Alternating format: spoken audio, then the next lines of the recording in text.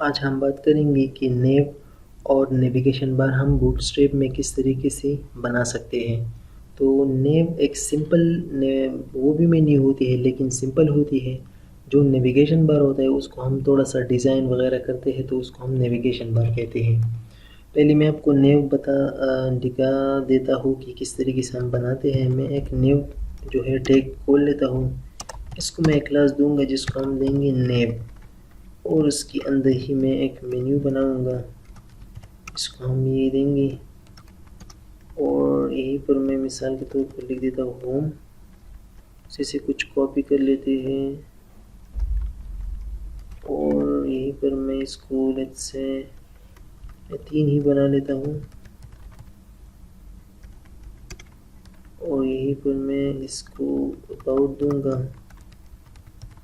अब जो नेम है इसको हम एक क्लास देते हैं नेम, और जो यहीं पर हम देते हैं वो है,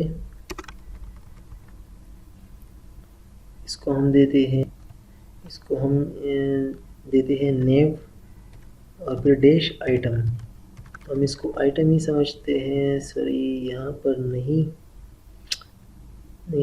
सॉरी यहाँ पर नहीं, ये क्लास जो है ये हम सॉरी कट करते हैं और यहीं पर यानी लिस्ट आइटम में मैं जो क्लास दूंगा उसको हम कहते हैं लिस्ट आइटम।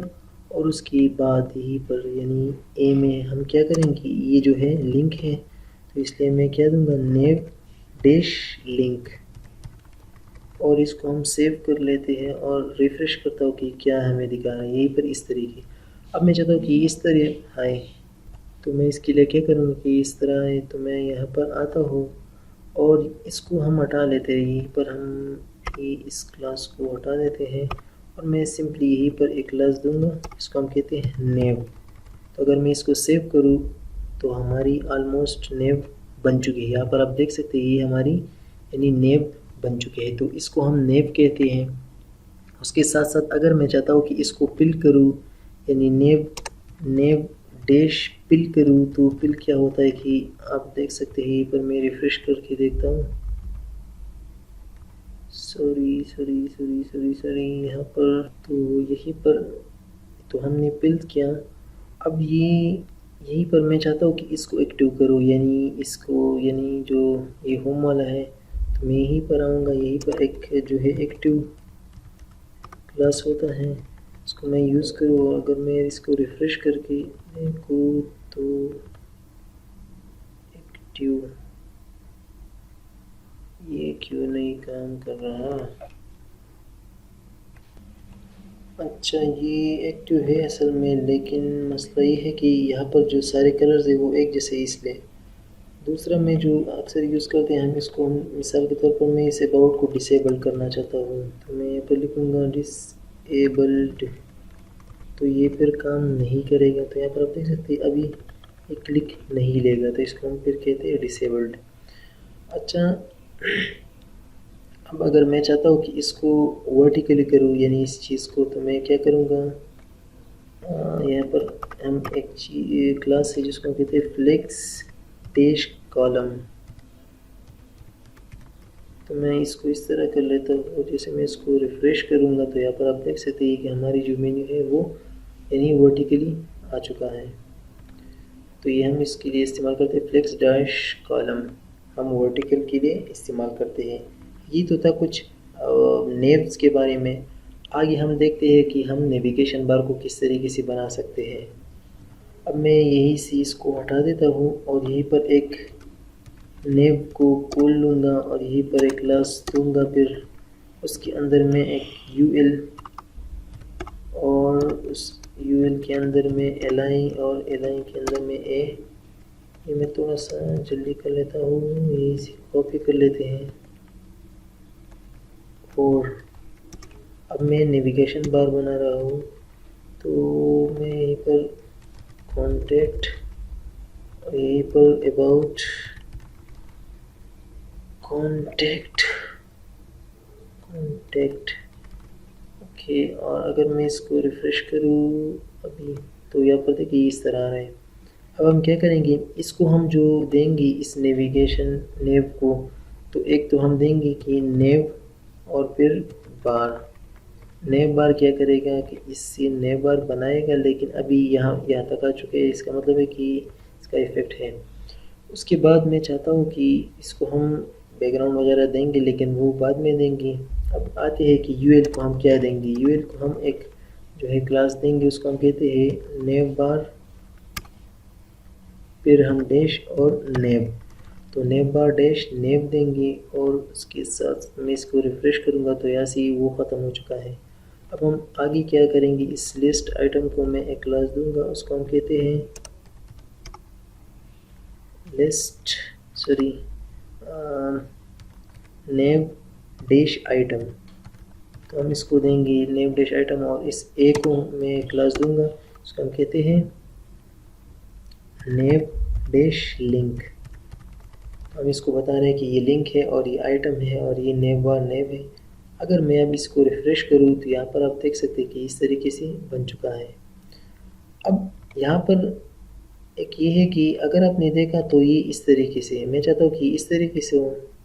तो मैं क्या करूँगा, मैं यहीं पर आता हूँ और यहीं पर एक दूसरा क्लास है जिसको हम कहते हैं नेव बार डैश और फिर इसको हम कहते हैं एक्सपेंड डैश एक्सपेंड है और डैश SM, यानी इसको एक्सपेंड करोगी SM तक। तो किस तरीके से, तो मैं यहाँ पर आपको जैसे मैं यहीं पर, हाँ यहीं पर, तो मैं जैसे ये रिफ्रेश किया तो यहाँ पर आप देख सकते हैं अभी इस तरीके से आ चुकी है।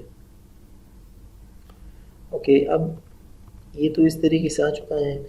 मैं चाहता हूँ कि अब इसको कलर दे, तो क्या करूँगा, मैं यहीं पर आते हैं और यहीं पर अगर आपको याद हो तो हमने कुछ BG कलर्स यूज़ किए थे, तो मैं कहूँगा BG और फिर अगर मैं कोई भी कलर दे सकता तो मैं वार्निंग दे देता हूँ और मैं यहीं पर जैसे आऊँगा यहाँ पर आप देखिए वार्निंग कलर इस पर अप्लाई हो चुका है।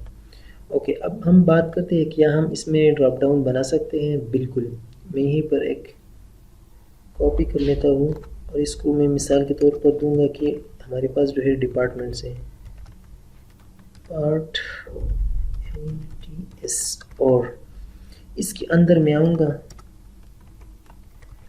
इसको भी हम इस तरह से कर लेते हैं ताकि हमें बताऊँ, और इसके अंदर मैं एक UL खोल दूँगा। UL में जो है LI और LI में ये एक मैं मिसाल के तौर पर A दूँगा और 1 2 3 ताकि हमारा काम जल्दी हो जाए। और जो है इसको मैं 2, यानी जो ड्रॉप डाउन में नहीं है ये हमें यही 2 3 दिखाएगा, यानी क्या क्या है। पर मैं LI में मैं आया और उस LI में मैंने एक जो वही क्लास है वो तो हम देंगे, ये तो वही पुराना है। जब हम इस डिपार्टमेंट पर क्लिक करेंगे तो मैं चाहता हूँ तो हम इसको खोलेंगे, तो हम यहीं पर कुछ और क्लासेस भी इस्तेमाल करेंगे उसके साथ। जब हम इस डिपार्टमेंट पर खोलेंगे तो वो है डेटा टॉगल, ये एक क्लास है, उसके साथ एक एट्रीब्यूट भी है जिसको हम कहते हैं डेटा डैश टॉगल। और उसको हम क्या करेंगे, यहीं पर इक्वल करेंगे किस चीज़ का, ड्रॉप डाउन का, यानी हम ड्रॉप डाउन बनाना चाहते हैं तो इसलिए हम इसको ड्रॉप डाउन कहेंगे। और यहीं पर एक जो क्लास होता है इसको हम कहते हैं drop down. Just drop down आपने कॉल करना है यहीं पर, उसके अंदर फिर क्या क्या डेटा टॉगल क्लास और फिर एक attribute data toggle equal drop down. अब बात आती है यहीं पर, तो हम यहीं पर क्या करेंगे, यहाँ पर हम देंगे ड्रॉप डाउन डैश और मेन्यू। अगर मैं इसको दूँ और मैं यहीं पर रिफ़्रेश करूँ तो यहाँ पर देखिए डिपार्टमेंट, जैसे मैं इस पर क्लिक करूँ तो यहाँ पर देखिए हमारी मेन्यू सही बन चुकी है। लेकिन एक प्रॉब्लम है, जब मैं यहाँ पर आता हूँ तो सही है, लेकिन यहाँ पर आता हूँ तो सही नहीं है। तो यहाँ पर मैं क्या करूँगा कि एक जो हम यहाँ पर देते हैं इसको हम कहते हैं, और मैं क्लास दूँगा, सॉरी यहाँ पर कंट्रोल के साथ मैं यहीं पर कर रहा था कि टाइम क्लास, और यहीं पर जो क्लास दूंगा मैं कहता हूँ ड्रॉप डाउन, फिर यहीं पर क्या ड्रॉप डाउन और इसको मैं क्या कहूँगा आइटम। तो ये एक ड्रॉप डाउन की आइटम है इसलिए, और इसको मैं रिफ़्रेश करूँगा, जैसे मैं इस पर क्लिक करूँगा यहाँ पर आप देखें अभी सही से नज़र आ रहा है। यहाँ पर देखिए इसको मैं सही से कुछ दे देता हूँ ताकि हमें वो, मैं मिसाल के तौर पर F डॉट यानी F है और f.sc और यहीं पर कुछ कंप्यूटर साइंस। अगर यहीं पर हम इसको रिफ़्रेश कर लेते हैं, यहीं पर मैं जैसे मैं इस पर क्लिक करूँ तो यहाँ पर आप देखिए अभी सही से आ रही है। तो ये है हमारी कुछ ड्रॉप डाउन। मैं चाहता हूँ कि यहाँ पर कुछ वो हो, हमारा कैरेट आए, तो मैं यहीं पर आऊँगा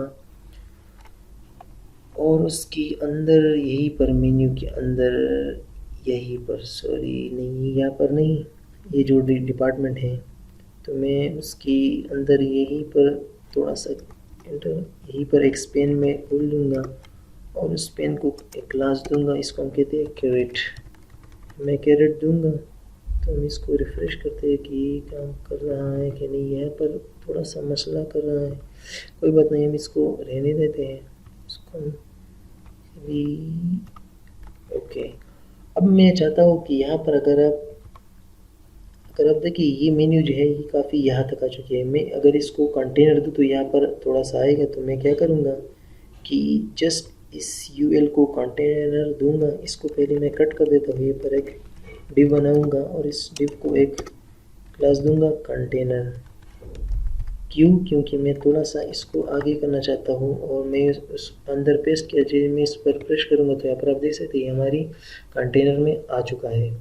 अब मैं चाहता हूँ लास्ट जो हमारा है, मैं चाहता हूँ कि यहाँ पर एक ब्रांड लाओ, तो मैं किस तरीके से लाऊंगा, तो मैं यहीं पर आऊँगा, यहीं पर उसकी नीचे और यहीं पर एक एंकर दे देता हूँ, यहीं पर लूँगा कि लेट्स से ब्रांड। इसको मैं एक क्लास दूँगा, इसका नाम है सॉरी नेव बार डैश ब्रांड। अगर मैं इसको सेव करूँ, रिफ़्रेश करूँ तो यहाँ पर आप देख सकते हैं हमारी ब्रांड यहाँ पर आ चुकी है। तो इस तरीके से हम नेम्स और नेविगेशन बार बना सकते हैं। आप इसमें और भी चेंजेस कर सकते हैं और अगर आप चाहते हैं कि इसकी कलर वगैरह हम चेंज कर सकते हैं तो बिल्कुल कर सकते हैं। यहीं पर अगर आप देखें तो यहीं पर आप कस्टम जो है इसको हम यहीं पर अगर मैं आऊँ और स्टाइल दूँ और मैं कहूँ कि बैकग्राउंड कलर और लेट्स से रेड करूँ, अगर मैं इसको बैकग्राउंड कलर रेड करूँ यानी इस चीज़ बैकग्राउंड की कलर को इसको मैं हटाऊँ और रिफ़्रेश करूँ तो यहाँ पर आप देख सकते हैं ये हमारी कलर रेड हो चुकी है। तो इस तरीके से आप CSS में कस्टम तरीके से भी आप चेंजेस कर सकते हैं इसमें। और आगे भी हम देखेंगे कि हम इन सारी चीज़ों में कस्टम तरीके से कर सकते हैं, लेकिन एहतियात के साथ कहीं ओरिजिनल फाइल हमारा ख़राब ना हो जाए।